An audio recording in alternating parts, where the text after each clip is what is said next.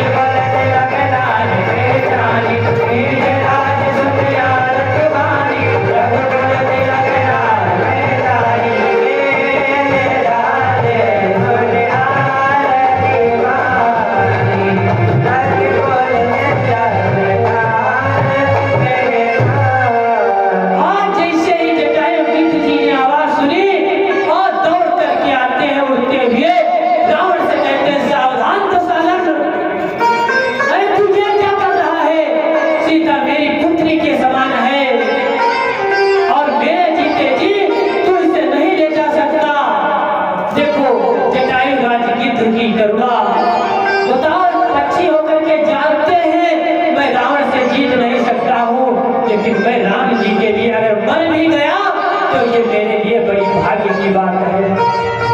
आज जटायु जी रावण जी से युद्ध करने लगे।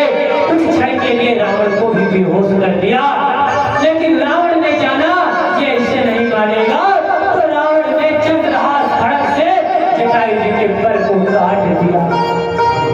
आज जैसे ये सब सीता जी देखती कहती है, अरे आप क्यों मेरे खातिर अपने प्राण गवा रहे हैं?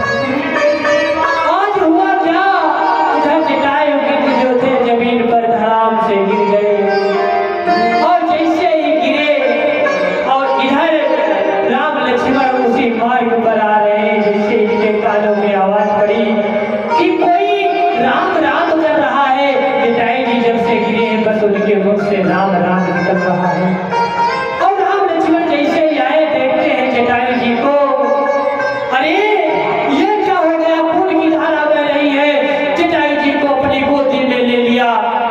अरे कहते हैं, अरे पिताजी, आप मेरे पिता तुल्य हो, आप मेरे पिताजी के दोस्त थे, उनके मित्र हो, और आपकी ऐसी हालत कैसे हो गई है?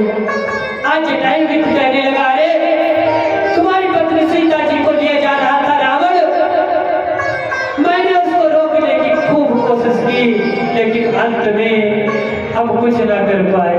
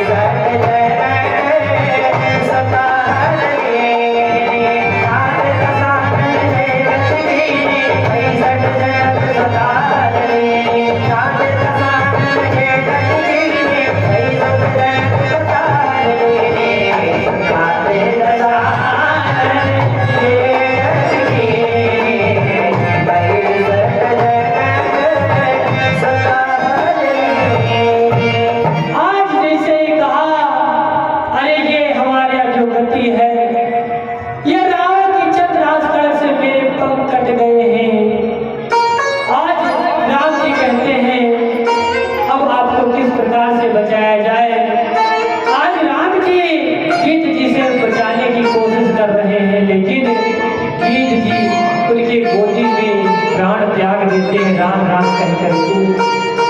देखो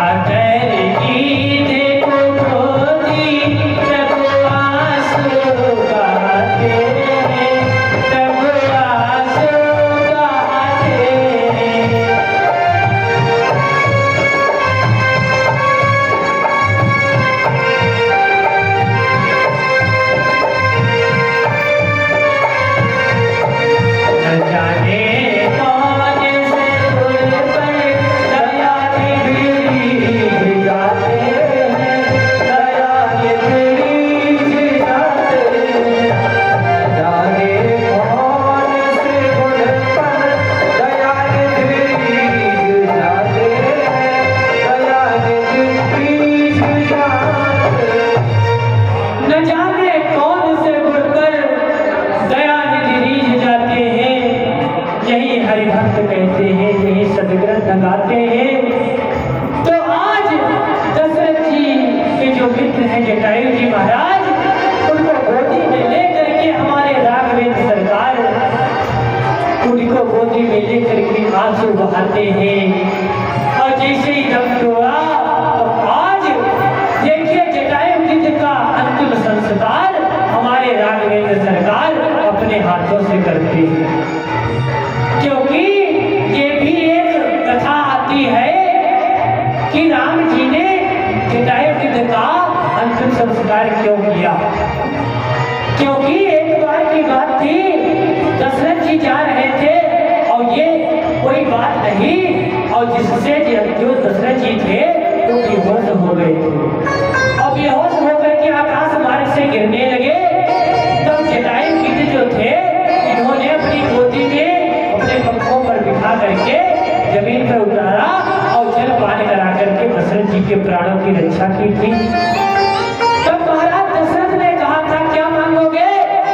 तब जटायु जी तो कहते थे कि हमको एक पुत्र दे देना अपना। जब भी आपके यहाँ पुत्र हो तो वो पुत्र हमें दे देना और कुछ नहीं चाहिए।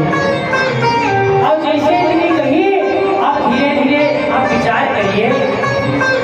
जैसे दशरथ जी के यहाँ राम जी का जन्म हुआ तो जटायु जी से कहा था हमारे 4 पुत्र हैं, एक ले लीजिए। तो जटायु जी कहते थे अभी जरूरत पड़ेगी जब तब